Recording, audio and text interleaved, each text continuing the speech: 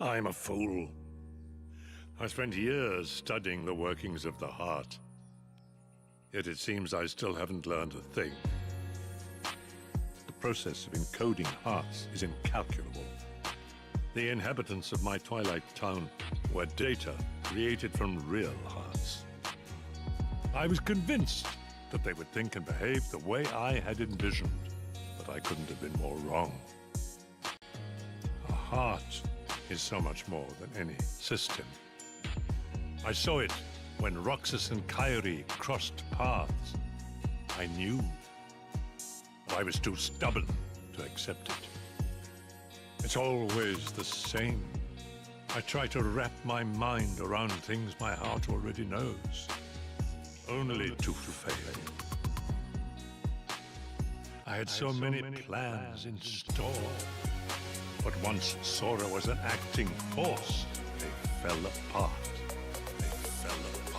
All my research amounted to nothing compared with that one boy's heart. Aviola, I deserve as much for failing to see you for the fool you are. Xehanort, foolish apprentice of a foolish man. My disregard brought chaos to more worlds than one. But what were you seeking? You have surpassed nothing. Only proved how little we both know. We may profess to know the heart, but its essence is beyond our reach. We're both ignorant, as oblivious as when we began. I'm afraid that any world you try to create, any world of yours, would be an empire of ignorance. I had so many plans in store, but once Sora was an acting force, they fell apart. All my research amounted to nothing compared with that one boy's heart. Perhaps I wanted to atone for events of the past, even if no apology can undo the harm I have wrought. I felt that I ought to leave at least something behind. A clue, I hope, to finding yourselves or your lost friends in your hour of need. The heart has always been quick to grow. Each exposure to light, to the natural world, to other people, shapes this most malleable part inside of us. Sora was the only one able to return to his human form without destroying his nobody. That is a statement to the love in his heart for other people and the bonds that tie them together. Perhaps he has the power to bring back the hearts and existences of those connected to him, to recreate people we thought were lost to us forever.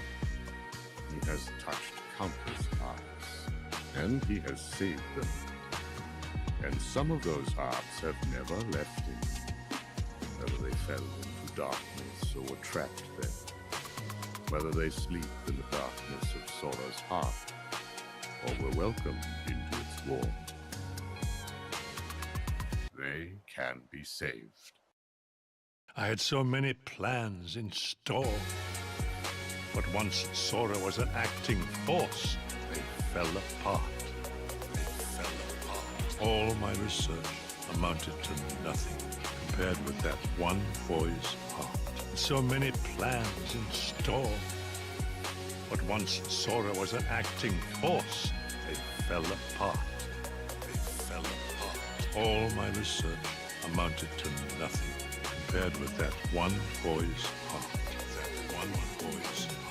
Our most precious treasures, even an empty puppet, the trees of the forest, and the petals on the wind. There are hearts around us everywhere we look. And it does not take superhuman powers to see them. Surely we remember as children the way our hearts made everything seem so shiny and perfect. Sora has a heart like that, uncorrupted, willing to see the good before the bad. When he sees the heart in something, it then becomes real. When a connection seems broken, he may have the power to mend it. Sora, the rest is up to you. Ladies and gentlemen, welcome back to the Lodge. Hope you enjoyed a little bit of that Ansem the Vibes. Today we are talking about Kingdom Hearts is back on the menu, and I thought we would do a fun little stream where I maybe give my opinion on who some of the most underrated characters in Kingdom Hearts are. I have 3 honorary mentions I want to get through, and then I want to give you essentially my top 3 most underrated characters in Kingdom Hearts. But let's get the chat open. I see we've got some early birds, Tiresome Rhinox, Liam Hughes, Vitrin, and then we got Lands the Master on YouTube and Twitch, re-upping his membership, re-upping that sub at what? 60 straight months. That's your 5-year anniversary. What's up, Silver Dash? I see you there. But Lands, that's 5 years. That's insane, dude. That's insane, but we're happy to have you. We are happy to have you. We've also got Little Orphan Funkhauser who just dropped in here, Luz, and Josh Z. What's going on, everybody? Very happy to see you all in here. Like I said, kind of laid it out already. I'm going to jump into it real quick just because I want to make sure I have enough time to get through everything I want to get through. But I see you all in here. Tarnish, Patosai, Makai Hoshin, Rhea, Tamar. What's going on, everybody? It's good to see everyone back in here. Like I said, I got another little Kingdom Hearts episode to help hold us over during this long wait for KH4. But hopefully discussions like this can help bridge the gap between releases. So again, today we're talking about most underrated characters in Kingdom Hearts. I want to hear you, the chat's take, after I get all of my nonsense out of the way. But first things first, the first character we're going to discuss is one that we've talked about on this channel quite a bit. I've made some of these points in previous videos, so at the risk of repeating myself, some of these honorary mentions are characters or topics I have touched in the past. But our first honorary mention, of course, what's up, Kokiri and Cherry Jester and the Shaw Brothers? See you all in here, man. But our first underrated character, and just to lay out my criteria, by the way, when I say underrated, I don't mean underrated in terms of power levels. I don't mean underrated even in terms of plot importance. I guess what I mean underrated is in recognition for what this character brings to the table and what makes them unique. Yo, David, dropping in here, says the answer to the most underrated and hottest is Luxord. You're welcome. Let me tell you something, man, and a lot of this is going to be conceptual with this particular pocket of the community. Luxord is anything but underrated around here. We've done countless Luxord theories, countless Luxord episodes, countless Luxord discussions. Highly recommend the one I did with Next Gen Novelist, by the way. So Luxord may be underrated in the greater Kingdom Hearts sphere, but here at the Landy Lodge, absolutely not. So let's talk a little bit of Larxene. I know that makes Silver Dash happy. Maybe Larxene Simp over on Twitch will find us as well. Let's start by talking about Larxene and why I say that Larxene is a underrated character, because I think what she brings to the table is so unique, and there truly is not another character in the cast even remotely like her. You know what I mean? You know how you can sort of, to take it from King Mickey's perspective. By the way, David, with the $25 super chat, just want to give you a big thank you before I get started on my own. Going back to Larxene, you know, we all absorb, like I said, as King Mickey said, that characters like Sora and Aqua can be very similar. Characters like Terra and Riku can be very similar. You know, Larxene, there's really no character that even comes close to orbiting her personality, and again, like I said, what she brings to the table. Now, I definitely want to talk about her plot importance, everything that's going to happen with her now that she'll be recompleted into Elrena, which I think is another aspect that's going to be very underrated, that I do believe Elrena will play a key role in the coming saga. But getting back to Larxene here, you have to keep in mind that, we can all clown on and meme the fact that, she's the mean girl of the cast, but it's worth bringing up that when it comes to the female cast, there are a lot of similarities in personality. Now, a big reason for that is that Kairi, Naminé, and Xion all are kind of rooted in the same soul. Let's put it that way. They are their own people. Okay, we've all played Kingdom Hearts 3 here, but they're all sort of rooted in the same soul, for lack of a better term. So between Kairi, Xion, Naminé, even characters like Aqua and Olette, Fairy Godmother, we can keep going, Minnie, Daisy. The truth is, when it comes to the female, let's keep going. Skuld, Ava. When it comes to the cast of Kingdom Hearts, the female cast, they are overwhelmingly sweethearts. They are overwhelmingly kind and virtuous and sweet. And you know what? For better or worse, that's why we love them. That's why we love them. They have big hearts. And like I said, they're very sweet. They're kind. They're genuine, gentle, endearing. I could keep going. Pull out any adjective you want. Point is, there's a lot of overlap. Not just with the Kairi, Naminé, Xion, but with Olette, with Aqua, and with some of the Disney girls too, be it Fairy Godmother, Minnie, and Daisy. Larxene, this is just simply not the case. With Larxene, she stands out as literally, and I'll say it, we're past the 10-minute mark, and David's super chat will cover the fact that we'll cover the demonetization. Larxene's the only bitch in the cast, man. Larxene's the only bitch in the cast. When it comes to Maleficent, Maleficent's no angel, but it almost seems like these low-cut digs are beneath her. The way Larxene might make fun of one's appearance, that's beneath Maleficent. Right? She's in a whole other scope of thinking. Larxene, on the other hand, is bitter. She's resentful. She's insulting. She can be rude. But you know what? Part of what makes her special is that doesn't invalidate the fact that she has a heart just like everybody else. Now, speaking of the underrated aspect, I want to take a quick moment to acknowledge that when she was Elrena in the Union Cross era, that sort of bitter bitchiness was not there. In fact, Elrena in Union Cross seems to embody more of that sweetheart aura the rest of the female cast does. However, in becoming a nobody and waking up with her face in the dirt in the middle of a thunderstorm, Larxene grew into a bit of a little bitch, and we can understand why. Now, the good news is, well, let me say this. The warning would be that if Larxene lost her edge now that she's recompleted as Elrena, it would truly take away the part of her that makes her special and stand out in the cast. So I'm going to pray and hope that Square Enix, Nomura, Nojima, everybody over there knows not to take Larxene's edge away, even though she's been recompleted. Now, the good news is that take a character like, let's see, what's an example? Take a character like Axel, right?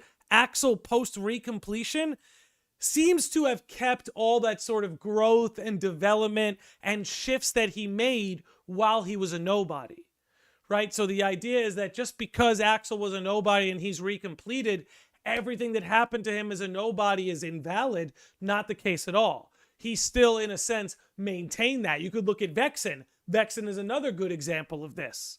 So, I think we could all rest assured that even though Larxene has been recompleted, that she will maintain this sort of bitter edginess that she has. And again, I think that's what makes her special to the series. I think that's what helps her stand out. And in terms of being underrated, do not forget that she is placed right at the core of the hunt for Strelitzia. Okay, we all know Larxene's got an attachment to Marluxia, Lauriam. You know what I'm saying? We all know that she's got eyes for him. And we all know that part of what drew Elrena and Larxene to Marluxia / Lauriam is how much he did love his sister. So I am willing to bet that Lauriam is going to be looking for Strelitzia and that Elrena is going to be right in the thick of it. So, you know, she's not just a character here for comic relief. She's just like in Chain of Memories, she's going to be a crucial part to the plot moving forward. She won't be as important as maybe Strelitzia might be. She won't be important as maybe a character like Kairi will be. But she will be important as opposed to other characters that don't quite fit into this next phase of Kingdom Hearts. So not only does she bring a unique personality and perspective and persona to the Kingdom Hearts cast, she also, which often gets overlooked, is centered right within the Strelitzia saga. And as we see from the Kingdom Hearts 4 trailer, Strelitzia will be situated right at the core at the beginning of the Lost Masters arc. So in that regards, I think our girl Larxene is massively underrated. You know, she's not just a great character. You know, the design is there. The boss battles that she happened, like both, honestly, her Remind Limit Cut boss battle is one of my favorites in the whole series. And as you guys know, it notoriously has me duped on Critical Level 1. Take a minute to swig.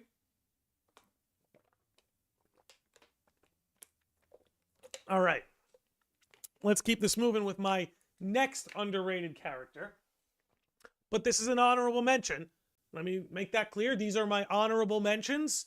This is not my top 3. So let's move on to the next honorable mention. One that I do want to touch on briefly. I may not have as much to say about him, but another, I believe, fiercely underrated character is Zexion/Ienzo. Again, not just because I do believe this character has a unique perspective when it comes to the series narrative, but I think we would all be wise to acknowledge that there's a good chance Ienzo will play a very important role moving forward. I mean, we already saw, and this is one thing I don't think it's talked about enough, his role sort of be elevated in Kingdom Hearts 3. You know, he's almost becoming, you know, not the navigator. I wouldn't go so far as to call him the new series Nav, but you have to see him as like, he's the next generation. So, and this is a part of his character that I think gets overlooked, I think, a little bit too much, is that, you know, when we look at the Keyblade wielders, Sora, Riku, Kairi, we all see how they embody the next generation. This is part of what makes, you know, this is part of why, you know, adults like ourselves can watch these stories about young guys, young kids, and be so compelled, is because what we're watching, in a sense, and you get this with, you know, a story like Naruto, you get this with a story like Kingdom Hearts, is you're watching the coming up of the next generation. And in Kingdom Hearts, what that looks like is Terra bequeathing Riku, Aqua bequeathing and training Kairi, potentially Xehanort bequeathing Sora, and again, Xehanort and Ericus bringing up Terra, Aqua, and Ven. You see this, there is a consistent theme of lineage in the Kingdom Hearts series. You even see it with Union Cross, the master and his pupils, and that his pupils are the heads of their own unions and they have their own pupils. This sort of lineage is a big part of Kingdom Hearts. And Ienzo, what he represents, and this is why I always call attention to characters like Naminé, and I always call to attention characters like Kairi, who a lot of what Kairi does that's important, significant, and powerful is not what she does with the Keyblade, but these characters that are helping us along the way, sort of in the backdrop. Now, as I brought up, when we look at the Keyblade wielders, Terra, Aqua, Ven, Sora, Riku, Kairi, we see that sort of next generation coming up.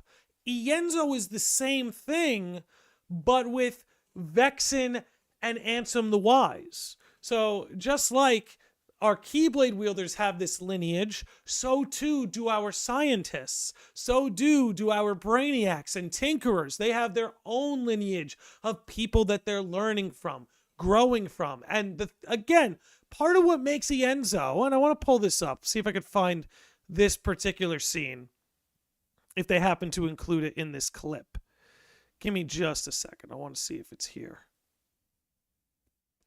Hang with me, gang. No, I don't think it is. I don't think they included it. But if you guys recall, you know, Ienzo's been with that Radiant Garden gang since he was a kid. You know, in a way, this almost reminds me of Kairi, in a sense, that Kairi's been dragged into this since she was a little kid. You know, for Sora, for the most part, it wasn't until he had grown up a bit before he got dragged into this mess. Characters like Kairi and Ienzo, they've been involved since they were children. I was trying to pull up the clip of Ansem the Wise holding Ienzo's hand as they both eat ice cream. It's like Ienzo's been wrapped up in this since he was a kid. He didn't know any better. He was just doing as he saw, monkey see, monkey do.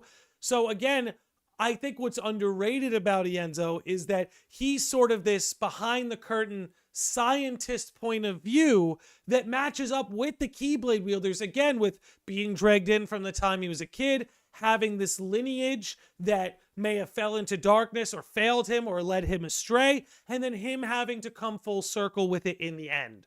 So I would like to see more from Ienzo. I want him to be the next Ansem the Wise.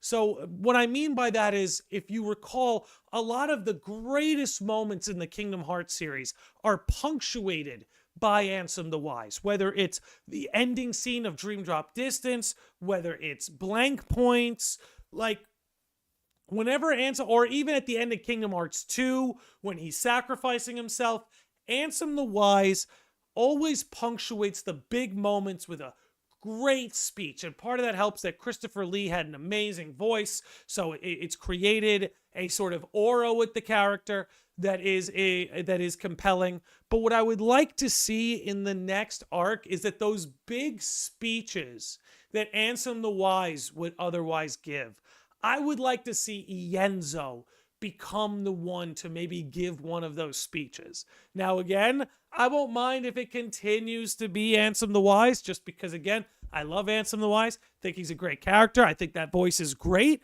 for punctuating those big moments. But man, I think it would bring Ienzo full circle if at some point during the series, whether out the gate with Lost Masters arc or towards the end, if he becomes the guy to sort of give you that speech about the nature of the heart and, you know, maybe what we've learned along the way. I would like to see Ienzo continue to step up. You know, I think a lot of people, this is one of the major things that's overlooked about Kingdom Hearts 3. And I think Kingdom Hearts 3 does a lot correct. You know, obviously every game there's criticisms. You know, every game we have our criticisms. But I think Kingdom Hearts 3 did a really good job with characters like Ienzo, who may have had a limited role, but continue their character arc and their story along. And maybe the first time when you play it and you're trying to grapple with everything going on in the plot, it might be a lot to take in at once. But when you really drop back, you revisit and you look at it. And again, they're showing Vexen on screen right here. There's no mistake with that. You really come to appreciate a lot of the little things that Kingdom Hearts 3 did right, whether it's with characters like Ienzo or even characters like Vexen, who I really believe is the unsung hero of Kingdom Hearts 3. And I will say, Vexen was the honorable mention who just missed the cut. Vexen was the honorable mention who just missed the cut. I thought about including him, but ultimately, there is one other character that we need to talk about as an honorable mention. It is a character we talk about at this channel a lot, which is why I'm marking them as an honorable mention and not as, per se, my top 3. But it is a character that I think is severely underrated. I know there are some of you out there who disagree with me on this. I know there are some of you out there who might feel otherwise. But you know what? Before I get into that, I see some moments in the chat here I want to read. Rhea says, well, Kingdom Hearts as a whole is about the next generation sort of stepping up and rectifying the mistakes of past generations. So Ienzo taking over Ansem's role a bit makes sense. Yeah, that's kind of what I'm getting at, is like those, what you're watching is the next generation tackle those generational curses and correct them. And that's why I brought up Naruto as sort of a comparison to that, because that's a story that comes to mind that sort of does that. I think the Cell Saga of Dragon Ball Z is another example of this. But I think with stories like Naruto and Kingdom Hearts, that sort of trope is sitting right at its core. I see, yes, Ienzo has to step up. He absolutely does. There's a place for him to step into. I think that's part of why I'm saying he's underrated, is because when we look at the series, we look at the story, we see what's coming next, we see that there's a role for Ienzo to step into, right? There's something there for him. But like Vitrin said in the chat, basically he inherits the role. Yes. Much as the masters who came before him. But yes, Vexen just missed it because I had to give it up. I had to give it up to a character that I think overall in the Kingdom Hearts series might be the most... that's what I guess I'm trying to say. This next character might be the most underrated character in the whole series, but they are not the most underrated character here. At this channel, in this chat, in this little pocket of the Kingdom Hearts community, this next character is not underrated. We recognize their value. But in the greater Kingdom Hearts community, I think they might be the most underrated. So with that said, my final honorary mention is none other than Kairi as one of the series' most underrated characters. And like I said, we here at the Landy Lodge, in this chat, in this pocket of the community, we don't underrate Kairi. We don't underrate Kairi.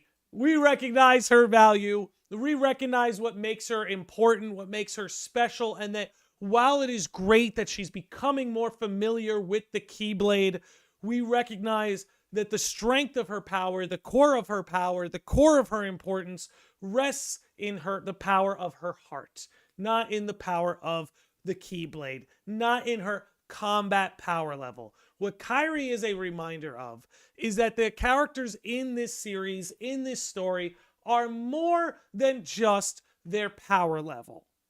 If we were measuring everybody on power level, a lot of these characters would pretty much be irrelevant. But you know what's funny about Kairi is that Kairi could be completely powerless from a combat perspective, and she would still be a crucial part to the narrative of Kingdom Hearts and to the success of our heroes. Make no mistake, she is no damsel in distress. For every time Sora has had to rescue Kairi, Kairi rescues Sora, right?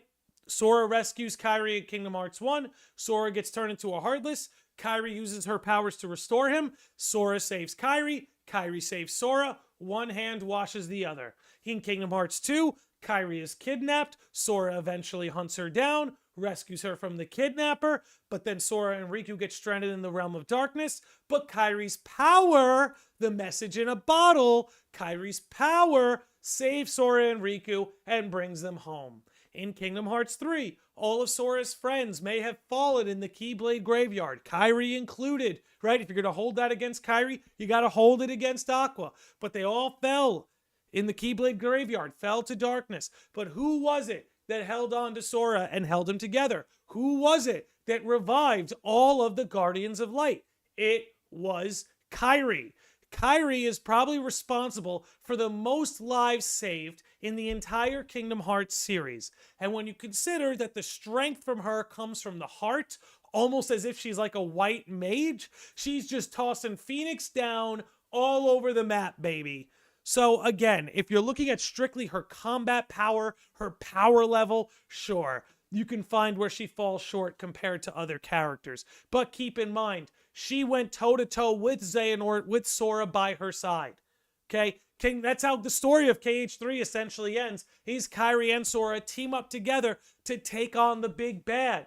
And what's great, and what I love about the way Nomura writes this character, okay? And this is what, okay? Here I go. What I love about that is, again, Sora and Kairi stood side by side and took on Xehanort together. So no one could say anything about Kairi's lack of contribution from a combat sense. That said, maybe you might say, oh no, how could Kairi take on Xehanort like that when she just started getting her training, just started fighting? Well, guess what? Right after KH3 and Melody of Memory, we go inward with Kairi, and what we see is that on her own, she's still no match for a warrior like Xehanort. Sure, she can take on Xehanort with Sora by her side, but when it comes to standing on her own 2 feet, she's not there yet. And I'm sorry, guys, if Kairi was on Xehanort's level, That would make zero sense. Xehanort has accumulated this power over generations using taboo methods. You know what I'm saying? Hopping bodies, flying around. Like, forget about it. If Kairi, who only just started her training, was able to go one-on-one, toe-to-toe, mano-a-mano, it wouldn't work. So everybody who wanted her to slay him in these moments, it doesn't work. It doesn't make sense. That wouldn't be satisfying. Again, her being able to team up with Sora and take him on, completely valid. But I like that they showed us here that even though this is like inside Kairi's own psyche, they're showing you she's not there yet. And you know what?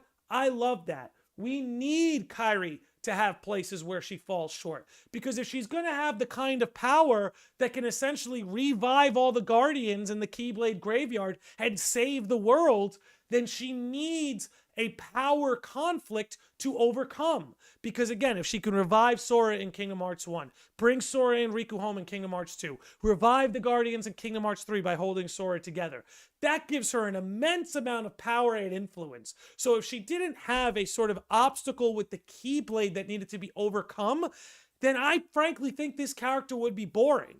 Yet here I am, 20 years later, excited at the prospect that she's training with Aqua and that she's gonna join up and help out Sora and Riku somewhere along the way.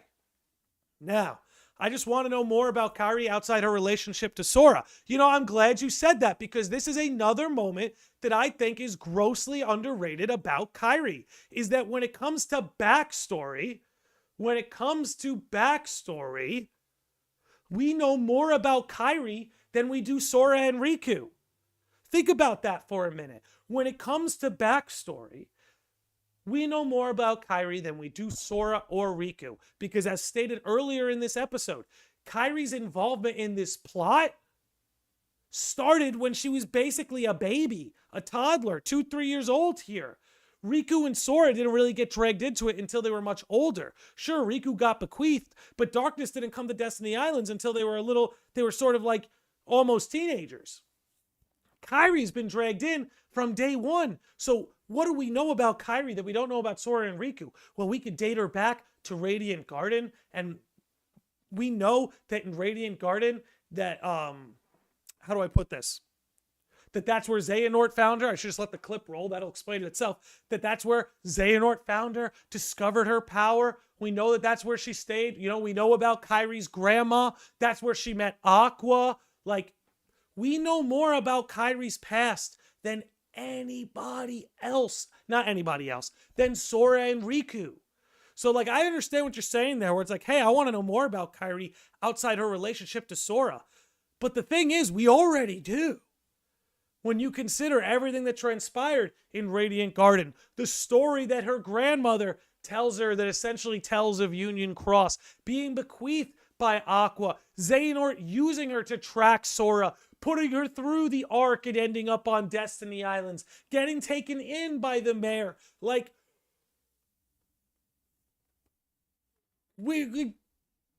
it's crazy. Like, this is what drives people like me crazy when I'm hearing that, like, Kairi's not getting her due. Now, again, don't get me wrong. I want more of Kairi.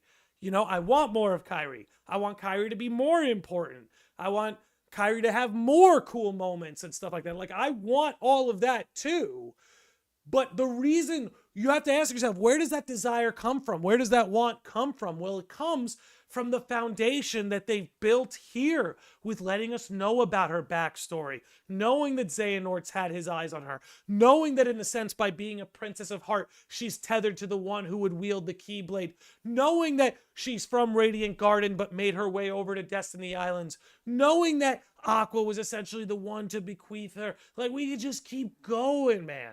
We could keep going. Right? And we know that Riku, thinking about the outside world, was catalyzed by Kairi's arrival to Destiny Islands. She is the catalyst. So again, I think, and again, look, let me say something too. I think the Kairi criticisms were a lot more valid in the Kingdom Hearts 2 days. That's where I want to extend the olive branch. I think the Kairi criticisms were a lot more valid during the Kingdom Hearts 2 days. But since Kingdom Hearts 3, Remind, melody and memory and, the sort of impact things like Union Cross and Dark Road have had on these implications, I'm sorry.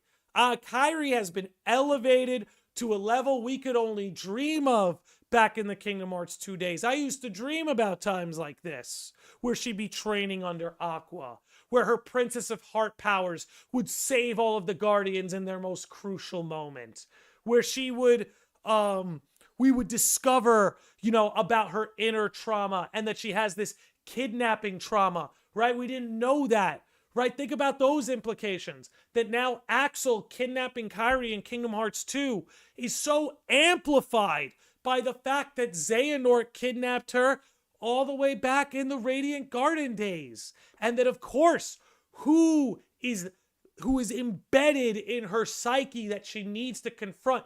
Xehanort, just like Sora, just like Riku.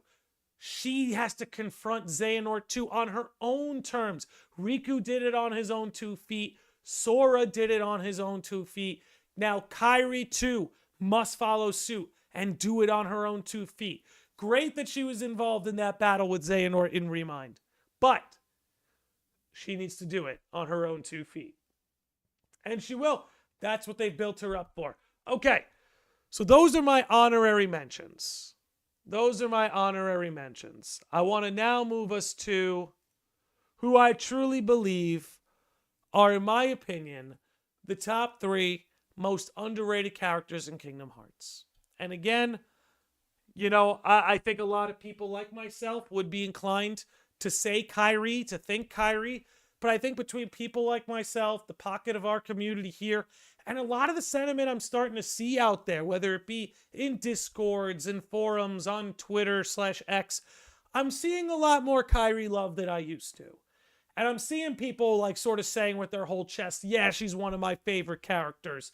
And I'm seeing people not feel like they have to make excuses so much. Like, I love Kairi, but, like no qualifiers. It's just been a joy to see. And while maybe 2 years ago she would have been number 1 most underrated, here today, not so much. However, allow me to move us on to who I believe is our number 3 most underrated character in Kingdom Hearts. Lan says Master Xehanort, Ansem the Wise, Saïx, calling it now. I like that. I like those predictions. I'm curious what your guys' predictions will be for the 3 most underrated. Master Xehanort's a good one. But man, some of my biggest episodes have all been on Xehanort. He's anything but underappreciated here. Jiminy, Jiminy would be a good one. You guys are close. Reha got it. Number 3 is none other than Michael Mouse himself. Really tried to get that to line up with his appearance, but we got Riku instead. But yes, King Mickey, I really believe, is one of the most severely underrated characters in the whole series. Let me take a little swig before I start sounding off on King Mickey. Okay? Look, there are people like me, and some people get a little upset when I say things like this. But I say, you know what? I wouldn't mind less Disney Worlds, but more Disney. I'll say that again. I wouldn't mind in Kingdom Hearts less Disney Worlds, but more Disney. And what I mean by that is characters like Mickey Mouse, characters like Jiminy, characters like Maleficent and Pete, characters like who else comes to mind? That's like characters like Hades, characters like Hercules. Like, I could keep going. I would not mind if we had less Disney Worlds, but Disney characters like that were elevated. If you can take the Mickeys, the Maleficents, the Hades, and elevate them, I think that's a better use of the Disney IP than all of these Disney Worlds. And don't get me wrong, I want to go to Disney Worlds. That's a huge part of the appeal, a huge part of the fun. But maybe we don't need 7+ Disney Worlds. Maybe we only need 4 or 5.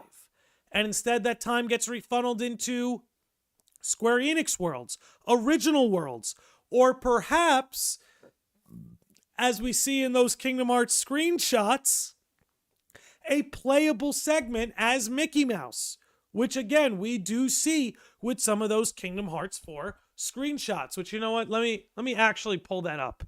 Let me actually pull that up because it does punctuate my point.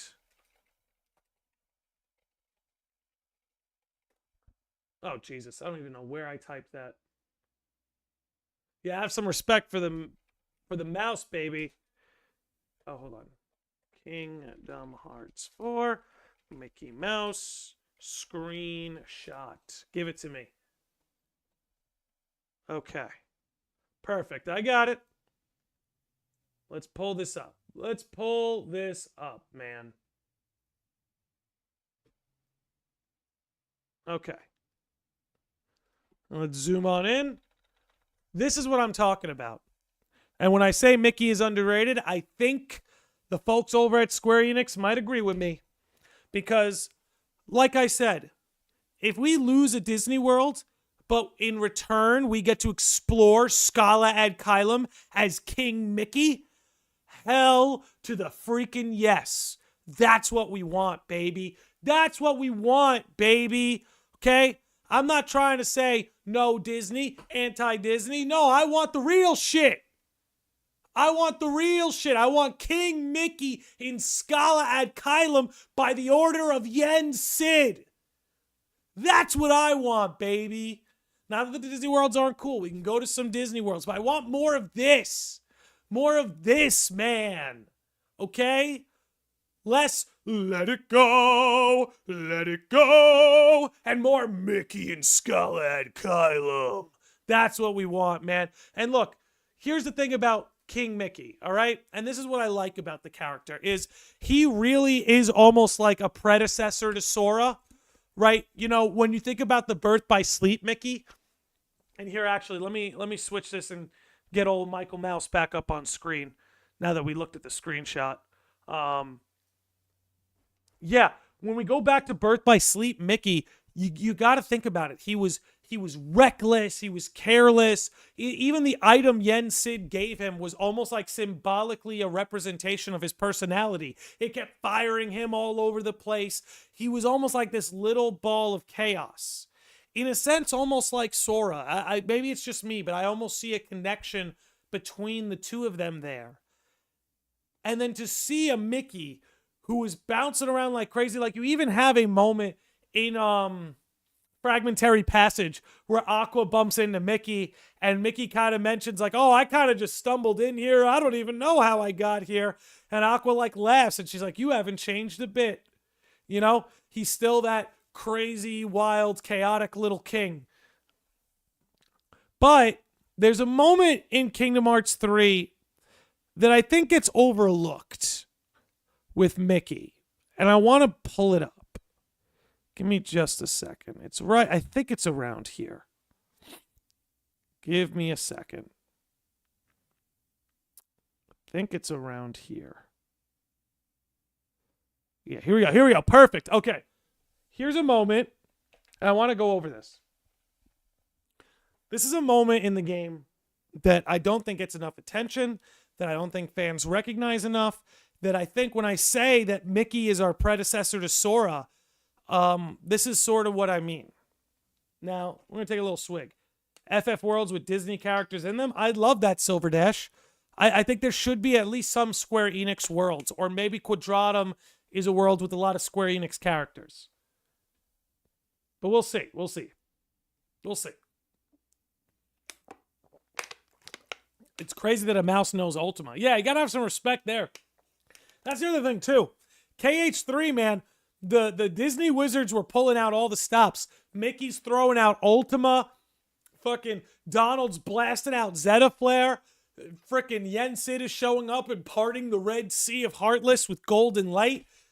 The Disney wizards went off, man. That's all I'm saying. They went off. They went off. Okay, let's keep this going. So, A moment that I think often gets overlooked in Kingdom Hearts 3 is this moment with Mickey, where they're in the Keyblade graveyard. This is after Kairi has already brought them back, right? So Kairi already used the big limit break. Kairi already used the party's limit break to revive everybody, and it's looking hopeless all over again. And it's very subtle, and I like this, okay? Good moment of show, don't tell, right? A lot of people get mixed up about what show, don't tell actually is. Here's a good example of it, okay?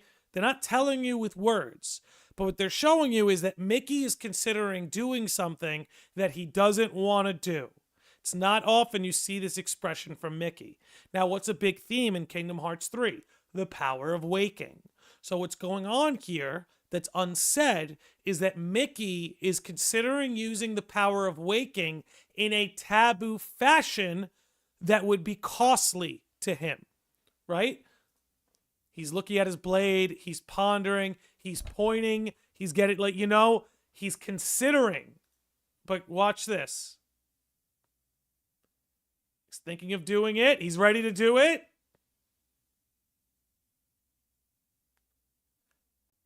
Riku stops him.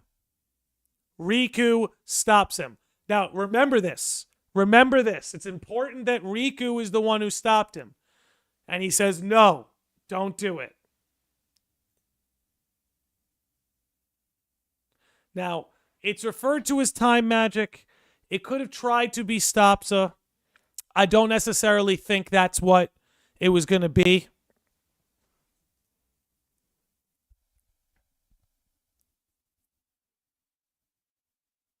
I think he was going to use the power of waking in the way Sora used it to time travel in Remind. I believe Mickey was looking to do the same thing. And again, Riku's the one who stops him and says no. Basically, like, not worth doing it here. And I'll tell you why it's important with Riku.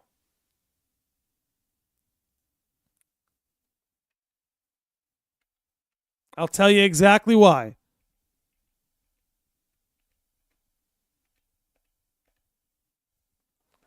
He was going to do some risky shit, 100%. Exactly. Now, and let me put the speaker on so you guys could hear this. Now, when you consider that Mickey was willing to go to those lengths too, to use the power of waking, in a sense, as time travel, the way Xehanort did it, the way Sora did it, what's referred to as the forbidden path in Kingdom Hearts 3 Remind.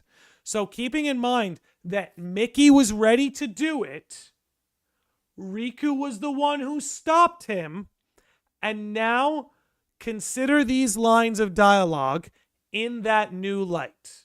But this time, I have to go it alone. Sora, listen. The power of waking isn't to go chase hearts around. Even if you do locate Kairi, you might never come home to us again. I will. And we'll both be back before you know it. Please.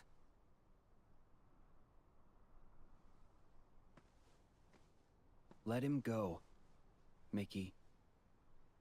Riku! His heart and his mind are made up. Now believe in him.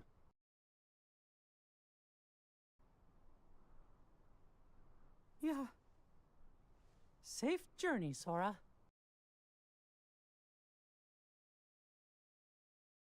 Okay, so with that context, Sora is now ready to do the taboo. Sora is about to use the power of waking to travel through time. And now Mickey wants to put a hold on him. But who stops Mickey? Riku. Riku stopped Mickey from using the power of waking earlier in the fight. And then when Mickey is trying to stop Sora, Riku says, let him go. His heart and his mind are made up. Now, this isn't just, oh, this is convenient for the plot that Riku says let him go, but he meant to stop Mickey. Keep in mind what Riku is saying. His heart and his mind are made up. Meanwhile, if we go back to here, you see a very conflicted Mickey. Heart and mind conflicted. So Riku's instinct told him, nah. But then you go to Sora, who he's like, look, man, His heart and mind are made up. So, getting into King Mickey, the King Mickey of it all.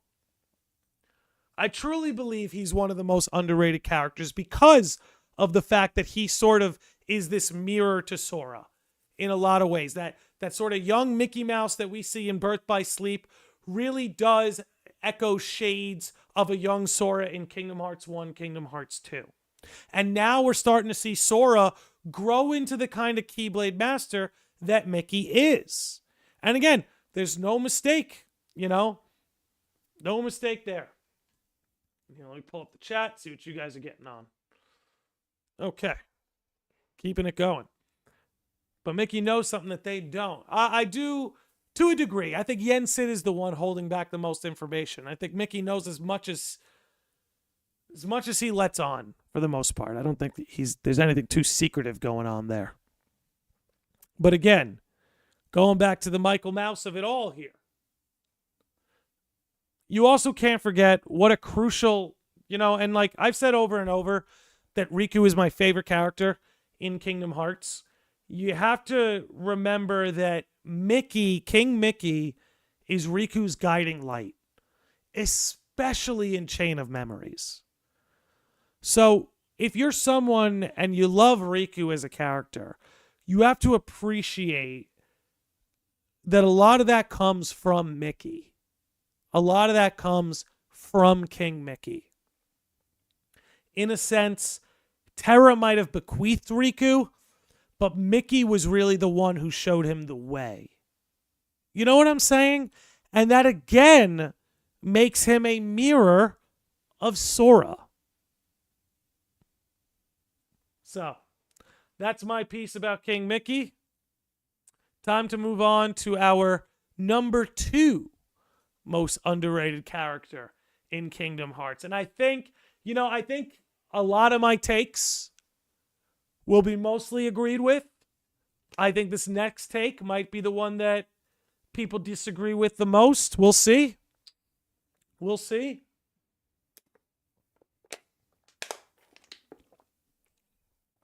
But my number 2 most underrated character,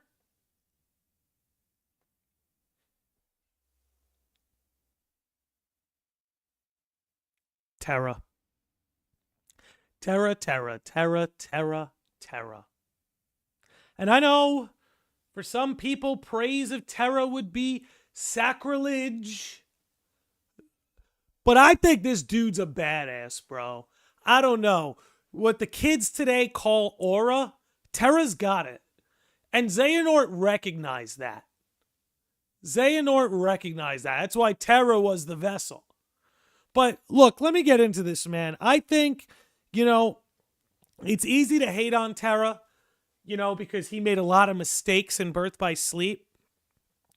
But when you remember that Terra's just a kid, it's easy to forget because, he's a very masculine looking guy. He's tall, he's muscular, things like that. He's got a very deep voice. You forget that, he's 18 in Birth by Sleep when he makes all those mistakes. He's 18 years old or such.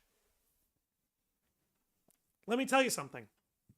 And I use this example all the time to speak candidly. Okay, look. When I was 18, I wanted to be a musician. That was my big dream, man. I wanted to be a rock star, bro. I wanted to be Kurt Cobain, bro. Kurt Cobain was my guy. I'd rather be hated for who I am than loved for what I'm not, okay? I wanted to be a rock star. Just like Terra wanted to be a Keyblade Master. Now, Master Xehanort is a Keyblade Master, right?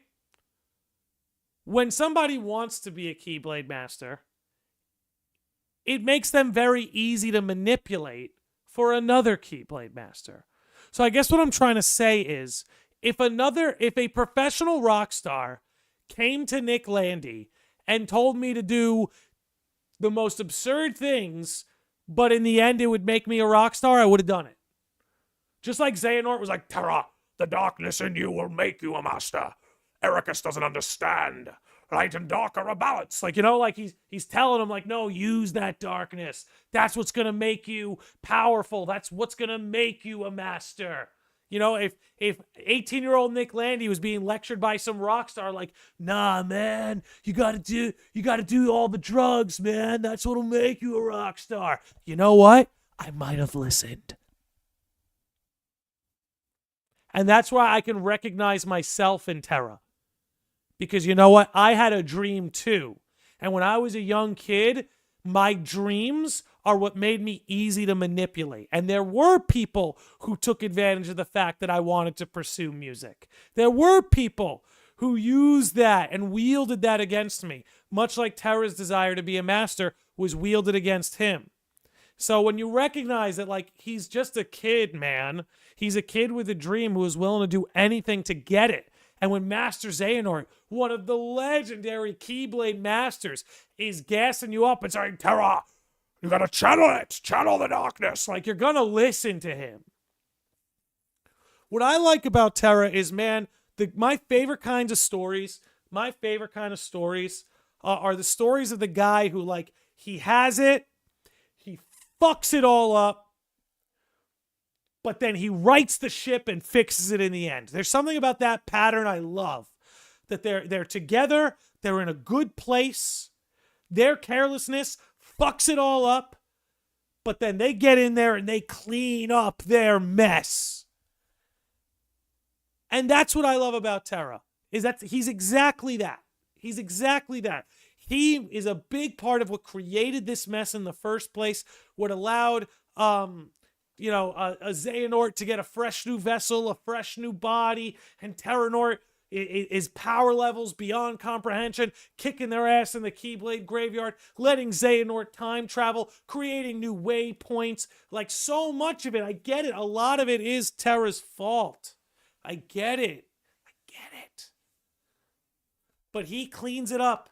He strikes down, let's say, he's so metal, bro, like he strikes down his own master, but then reconciles with them in that afterlife. And in a sense, collaborates with them. Yes, Ericus hides within Terra's heart. Terra takes Xehanort on as a vessel so that they keep It's so wild, dude. It's so wild. And that he was Ansem's guardian the whole time. And he saves Terra and Ventus in the end. And it's such an awesome comeback. It's such an awesome comeback. And again, I know that a lot of it can be left at his feet, that he made a lot of mistakes in Birth by Sleep that led to a lot of the trouble that the heroes faced, but it's completely understandable when you put it in context. It's completely understandable when you understand how young and naive he was. But then again, like I said, for him to, even though he found himself in, like, Aqua might have been in the realm of darkness, but Terra was in the pit of hell. He killed his own master, couldn't save his friends. One is asleep, one's cast off into the darkness. His body is possessed by his former master. Well, not his former master, but by a former great master. You know, like, he's in the pit of hell, and he reconciles with the master he struck down. He finds a way to keep an eye on Xehanort, Ansem, and stay relevant. And in the final moment, he strikes. He rescues Ventus and Aqua. One day I will make this right. And he does. And he does, man. So I think he's vastly underrated. And he bequeathed Riku. Don't forget that. Don't forget that. That's also a pretty cool thing. And also, look.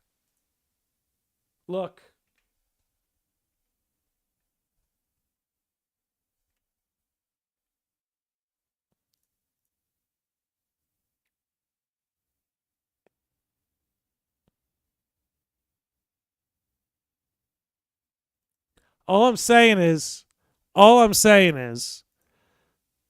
Terra's got some game. I mean, he's the guy who scored Aqua in the end. That's got to be pretty legendary from a Kingdom Hearts perspective. I know I'm being a little jestful here, but, like, you guys catch my drift. You know what I mean?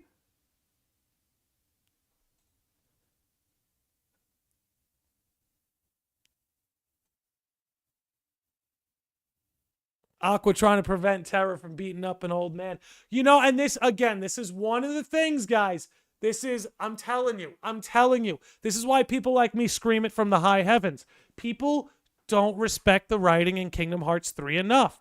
This is not just some moment where Aqua tries to stop Terra, okay? This is not just, I'm going crazy, guys. I'm having fun. Are you guys having fun? I'm having fun. But, like, keep in mind, one of the major problems in Birth by Sleep is that Aqua was being overbearing, trying to hold Terra back, telling him, don't go there, don't do this. I've heard about what you did. You should go back to Master, right? In a sense that she had that sort of like, you know, overbearing, restraining. So what happens here? It's Aqua's gut, and she's overcome this. And that's part of what is shown in this moment, is that she's overcome this. Is what's shown in this moment is that Aqua, again, to protect Terra, just like in Birth by Sleep, to protect Terra is holding him back, right?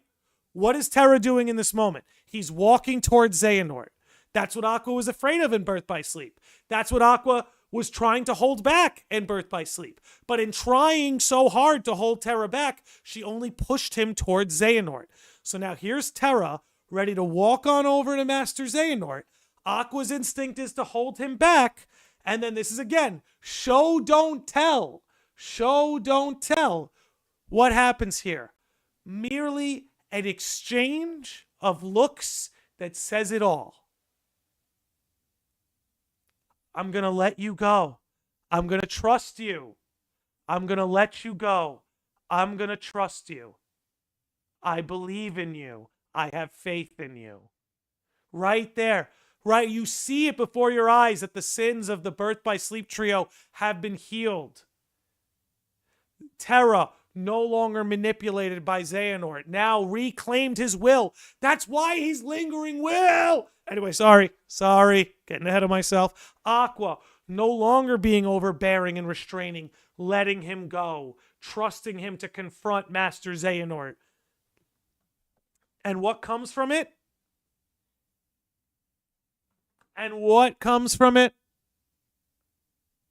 Right? What comes from the virtue of letting that go and having that faith? The return of your master.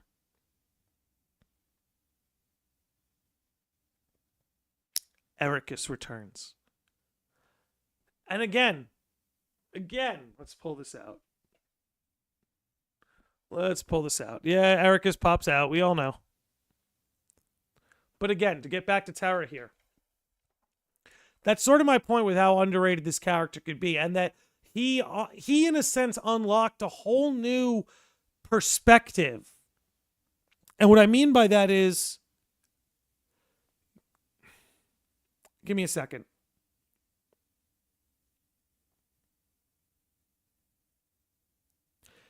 You know, in Kingdom Hearts 1 and 2, we saw the power of the heart and the body.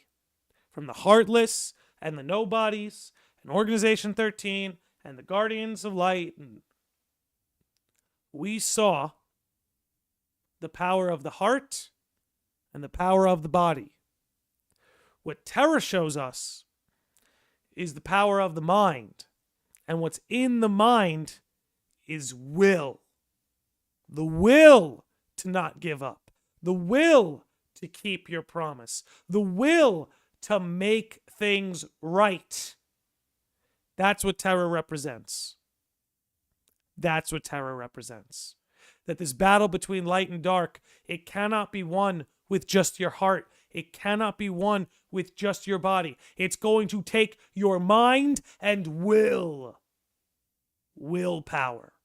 And that's what Terra is. That's what Terra shows us. And that's why I really do believe he is one of the most underrated characters in Kingdom Hearts.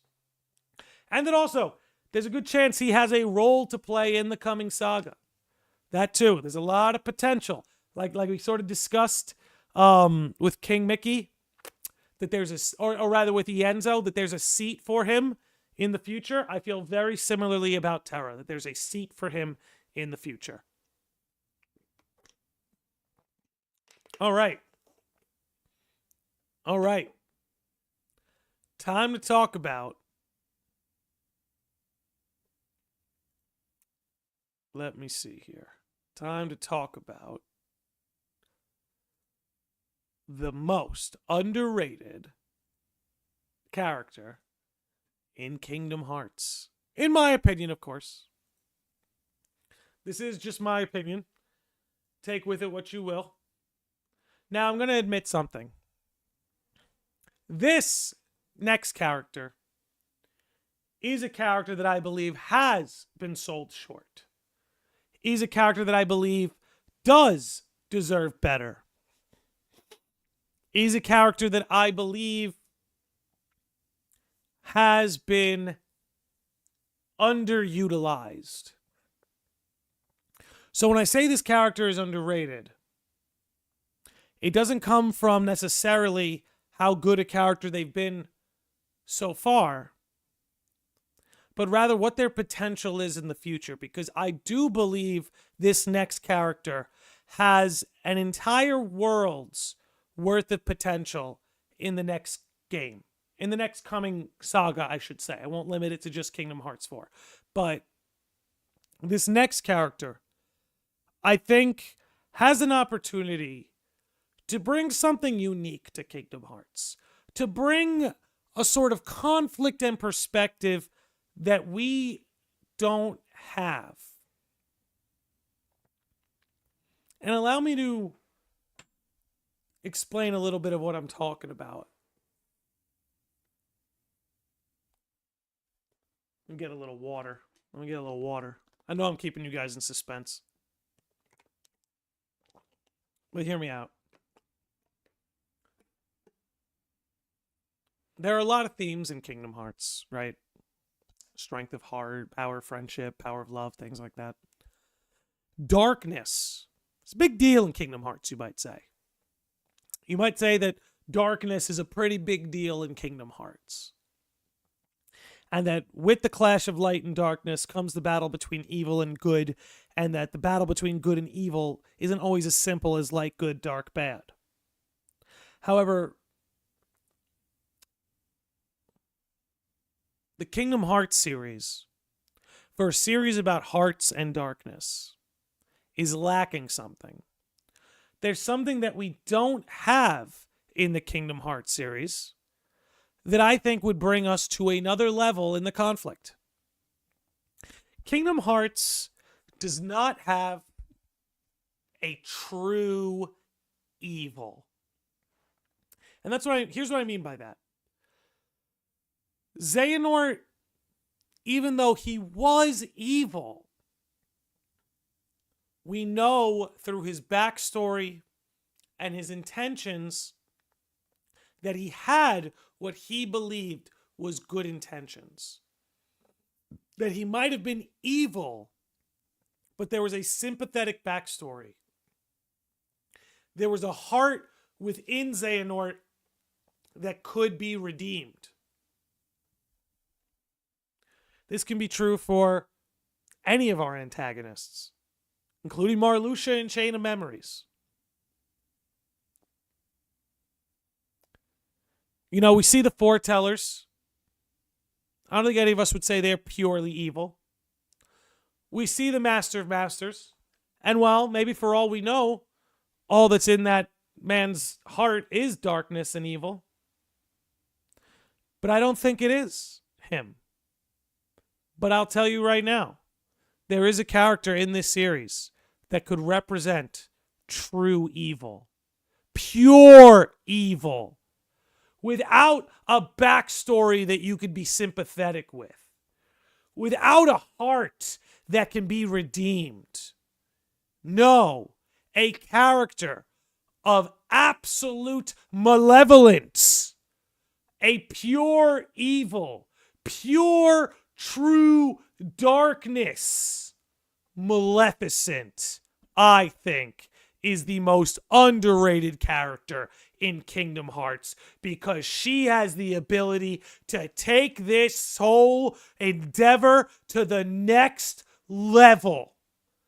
To the next level. Imagine Maleficent, who has no moral ambition, right? Is not trying to restore the world to a blank slate like Xehanort to avoid the coming calamity. He's not trying to restore the world of old like the Master of Masters, the world he lost. No, this is a woman who is strictly lusting for power, not to save an old world that was taken by darkness, not to right the wrongs of their early life, not because Maleficent was told her whole life she's a chosen one. No, this woman simply lusts after power for power's sake.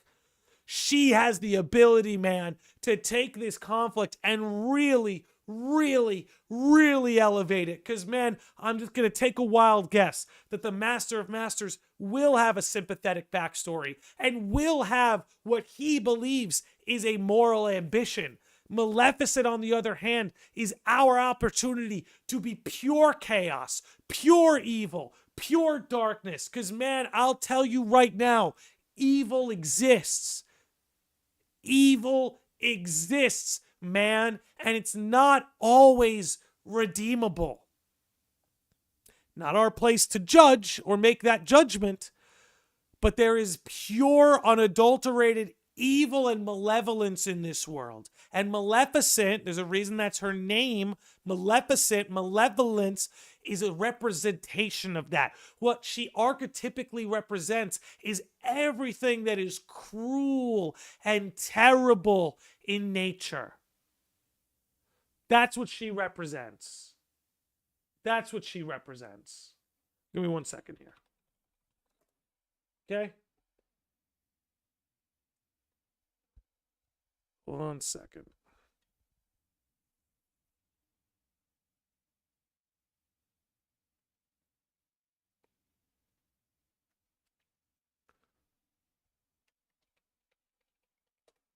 Okay. Can't wait to see more about the Master of Masters. I do too. Okay. So, getting back to Maleficent. And here's the thing. The crazy thing about her, like I said, is archetypically speaking, she represents everything that is cruel and evil and devouring in nature, right? That's sort of the idea behind Sleeping Beauty, right? Is the reason Sleeping Beauty is asleep is because she hasn't contended with everything that is cruel, terrible, and dangerous, right? She was coddled. She was overprotected. Her parents shielded her from Maleficent, shielded her from everything that was cruel and terrible and dangerous. But the truth is that the world we live in, the reality that exists beyond our doors, does contain malevolence, does contain Maleficent. You might be able to take your daughter Aurora and hide her away from the world and keep her away from the malevolent nature of the outside world. But then once she gets out into the world, the unintegrated contention with malevolence will put her to sleep. Because if you're not able to contend with the malevolence, the Maleficent, you yourself will become unconscious, asleep. So, when I talk about Xehanort and the Master of Masters, there's something very different going on with them than is going on with Maleficent.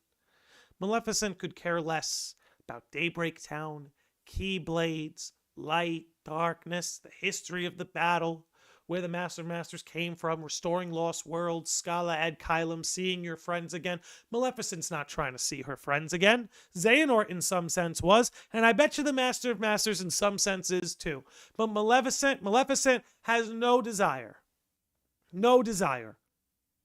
for anything of that sort. I'm telling you, can you imagine a circumstance where, say for instance, the Guardians of Light and the Foretellers are clashing, and the Master of Masters and like Sora is clashing, but then there's this overarching threat that is Maleficent, and then temporarily the Foretellers and the Guardians, Sora and the Master, Yozora, all these different factions will be forced to team up to take out this inherent malevolence, this Maleficent, this darkness. All these factions that are otherwise warring or contending with one another will be forced to collaborate to take care of this issue. And then in the fallout of that, they will clash all over again. Now, again, it's hard for me not to think of this as, how do I put it, where the series is headed. Because Maleficent, the entire time in Kingdom Hearts 3, and this is again where I bring up the writing in Kingdom Hearts 3, the entire time she's focused on the big game. She's focused on the end game. We're all over here worried about Xehanort, 7 Lights, 13 Darknesses, Princesses of New Hearts. Blah, blah, blah, blah. She's like, okay, the box. We need the box. The black box.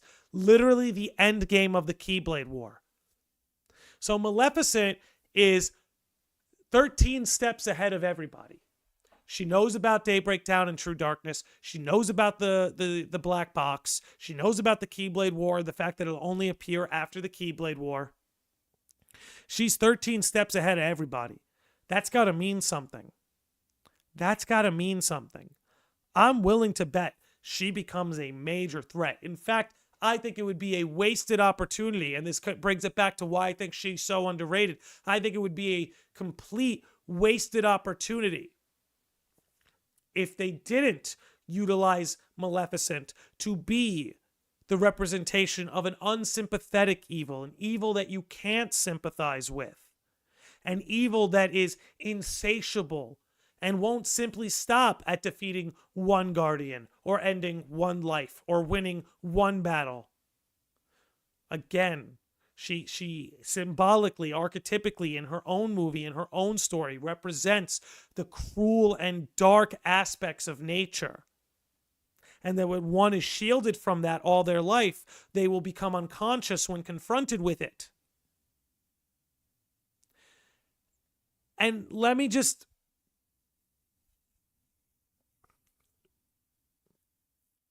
imagine a world where Sora has to contend with the Master of Masters. Riku has to contend with Yozora. But Kairi has to contend with Maleficent. The Princess of Heart, a pure light, up against pure evil. Because that's my thing too, right? We have pure light in Kingdom Hearts. And we've seen what that looks like. Give me the inversion. I don't know. I wasn't able to sympathize with a few of the redeemed villains in KH3, no matter how much or little they tried. You know, it's not even, you know, it's one thing. It's ultimately your choice if you choose to sympathize with them or not. And just because you sympathize with someone doesn't mean you excuse their actions, doesn't mean you think it was just, doesn't mean that they're not a villain. But ultimately, that's your choice. Ultimately. Can she be a vessel of true darkness? For all we know, she is. For all we know, she is. Man. And that's what's crazy. Pure heart versus mistress of all evil. You're getting it. You're seeing the wrestling match. Give us Kairi versus Maleficent square. You guys see it. You guys see the wrestling match. You see the heel versus babyface. Kairi's working babyface. Maleficent's working heel.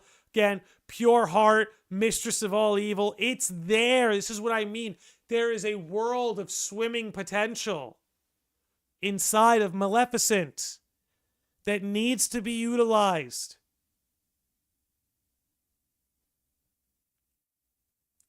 And that's just what I believe. That's just what I believe.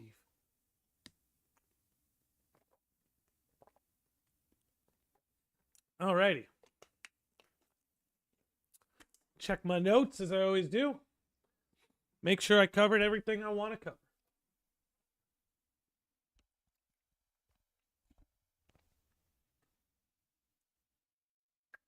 It would seem so. Landy, go to the writing room with Nomura and Nojima. Hey, let me tell you something, man. Nomura and Nojima, they don't need me. They got this under control. I'll be writing my own stuff. Nomura and Nojima, they got this. They got this. I believe in them. What role would Maleficent have, especially with the villains of this arc being the Master of Masters and Lucius Zigbar and the Foretellers? It's what I'm saying, Luz, is that she would be this pure, unadulterated evil. Whereas the Foretellers and the Master of Masters, they have something they're fighting for, to reclaim a lost world, reclaim Daybreak Town, restore what was lost. Maleficent doesn't have a pursuit like that. She's not trying to find friends that she lost along the way or restore a world that's been taken from her. She's playing a whole other game. Movie night for Sleeping Beauty when? You know, I've been thinking we're going to do some movie nights at the lodge soon. We're going to watch like Coded and 358/2. I've been wanting to do streams like that. When are we getting the Landy Lodge secret report? When we get more KH4 juice. Wouldn't Riku versus Maleficent make a bit more sense, though, considering their history, or do we think he's past that? He struck her down already, right? Didn't he strike her down? Didn't he kind of get his shot? You know what I mean? Maybe I have that mixed up.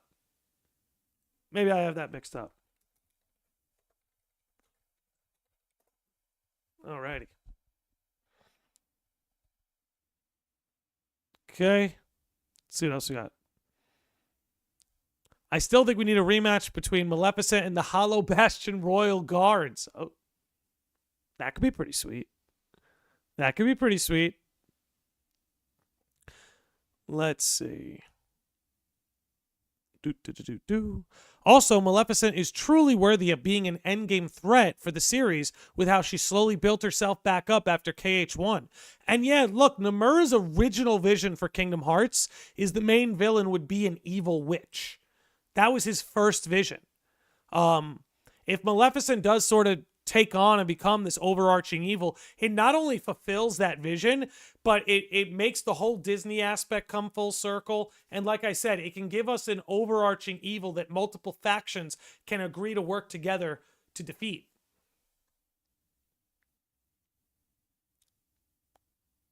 Yeah, Riku and Maleficent is pretty over by this point. Yeah, I thought that she got her comeuppance with that already. But like I said, I could be wrong. I could definitely be wrong about that. Okay. Let's switch this up. There we go. All right. So that pretty much covers in regards to the underrated characters. Again, my honorary mentions were Kairi, Larxene, Ienzo, and my underrated characters were King Mickey, Terra, and Maleficent. All right. I guess just to give you guys a little idea of what you can expect, got a couple more podcasts lined up. I'm going to do a Stellar Blade episode. Got an FF7 episode lined up. Another Kingdom Hearts one lined up too. So be on the lookout for that. We are going to celebrate the 7-year anniversary in a couple weeks. So it's the Landy Lodge's 7-year anniversary coming up. And within 2 or 3 weeks, we're going to celebrate that. And what that's going to look like, I'm going to play some Kingdom Hearts 2 on critical mode.